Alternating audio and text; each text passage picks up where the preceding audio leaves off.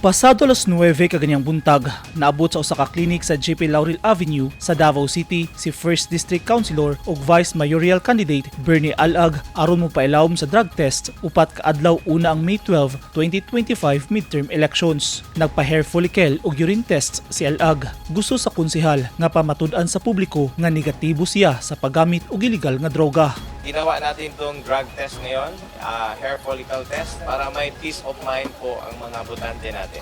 Especially ang mga Davaoenyo, kasi maraming issue ngayon about drug use. So kung ginawa nating requirements sa mga driver natin, bus driver, taxi driver, jeepney driver yung drug test, I think mas maganda yung ating mga public officials. We are now driving a city, a local government. Importante na may peace of mind natin mga tao, na sigurado tayo na hindi user yung ating mga public officials, especially mga elected officials. Pamaagi sab niya kini aron adunay kalinaw sa pangunahuna ang mga botante sa matag kandidato nga ilang pilion sa umaabot nga piniliay sa Lunes. Timely ngayon, no? I think hindi naman late. Importante ngayon, no? It's important na malapit na election na malaman ng tao. It's decision-making process ng tao, tingnan nila yung karakter ng tao.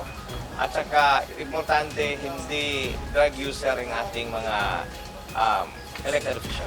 Dakong hagit sa mga botante ang pagpili og leader nga makahatag og maayong serbisyo sa katawhan ug dili tungod sa personal nga interes sa kandidato. Challenge sa Davaoenyo, tumupili sila og kinsa ang makahatag sila og maayo nga serbisyo.